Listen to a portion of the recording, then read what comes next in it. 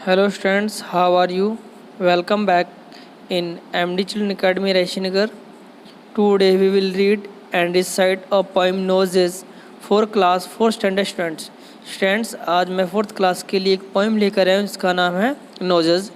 Marigold की book से ली गई है। जैसा कि इस जो पोइम है इसका नाम है नोजेस और हम सभी को ये पता है कि नोजेस किस काम आती है, कि हमें सिर्फ यही यूज पता है कि नोजेस है हमें ब्रीदिंग के लिए काम आती है। लेकिन क्या नोजेस के और भी यूज हो सकते हैं, वो हम इस पोइम के अंदर जानेंगे। जो नोज होती है वो हमारे लिए किस तरीके से एक फनिश थिंग होती है, इसके बारे में हम इस पोइम में पढ़ेंगे। तो अपने सबसे पहले इसकी जो समरी है उस पर अपने बात करते हैं। समरी में क्या दिया गया है।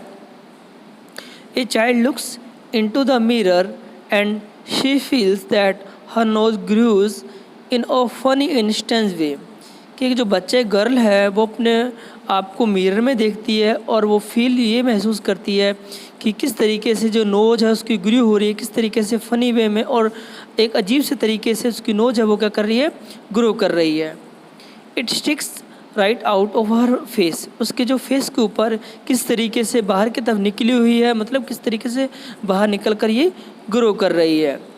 It has two small holes through which air goes in and out. इस जो नोज होती है इसके अंदर क्या दो हॉल्स होते हैं जिसके थ्रू क्या जो एयर होती है ऑक्सीजन होती है, यानी ऑक्सीजन तो क्या करती है अंदर जाती है और जो CO2 क्या होती है वो बाहर जाती है, यानी हम इससे ब्रीदिंग करते हैं। She observes that her nose grows out like a handle between the end of her hair।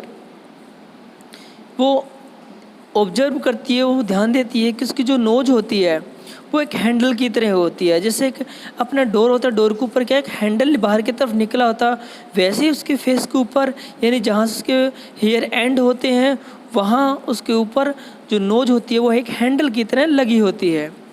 She says that if ever one wants to laugh and shout, then all one needs to look in the mirror। वह कहती है कि यदि कोई क्या करना चाहता है, लाफ करना चाहता है, हंसना चाहता है, चिल्लाना चाहता है, तो उसके लिए किसी भी व्यक्ति वो क्या कर सकता है, मिरर के सामने जा सकता है और अपनी नोज को देखकर हंस सकता है और ज़ोर से चिल्ला सकता है। तो स्टूडेंट ये तो अपनी क्या थी, इस पोइम की समरी थी। अब अपने क्या करेंगे, इस पोइम को पढ़ते हैं। नोजेस है। I looked in the mirror and looked at my nose.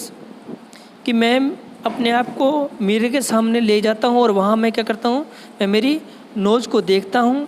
It's the funniest thing, कि ये बहुत ज़्यादा फनेस्ट थिंग है, यानी मज़ेदार, ये मजाकिया सी चीज़ है। The way it grows stuck right out where all of it shows with two little holes where the breathing goes. ये कह रहा है कि ये वहाँ ग्रो होती है जहाँ पर क्या होते हैं, टू होल्स होते हैं, जो जहाँ पर छोटे छोटे 2 हॉल्स होते हैं, वहाँ पर क्या उसके ऊपर क्या करती है, ये जो नोज होती है वो क्या करती है, ग्रो करती है। और जहाँ से हम क्या लेते हैं, ब्रीदिंग करते हैं यानी सांस लेते हैं, वहाँ ये क्या करती है, ग्रो करती है। और ये किस तरीके से ग्रो करती है, बहुत ज़्यादा ये फनी थिंग्स होती है। I looked in the mirror and so in their the end of my chin and the start of my hair, and between there isn't much space to spare with my nose like a handle sticking there। कि मैं अपने आप को उस mirror में क्या कर देखता हूँ और वहाँ वो क्या देखता है कि जो नोज होती है ओके वो एक हैंडल की तरह होती है, यानी एक हैंडल की तरह चिपकी होती है। जैसे कोई डोर होता है, डोर के ऊपर अपने उस गेट को पकड़ने के उसमें एक हैंडल लगा होता है, उसी तरीके से अपने फेस के ऊपर क्या होती है, नोज होती है जो बाहर की तरफ निकली हुई होती है। और जो हमारी जो हेयर होते हैं और जो चिन होते हैं उनके बीच में बहुत ज़्यादा स्पेस नहीं होता है, और ये किस तरीके से बाहर निकली होती है और ये किस तरीके से फ़नी थिंग्स होती है, यानी अपना पूरा फेस होता है, इसमें सिर्फ जो हमारी नोज़ ही होती है वो बाहर निकली हुई होती है। If ever you want to giggle and shout and can't think of what to do it about.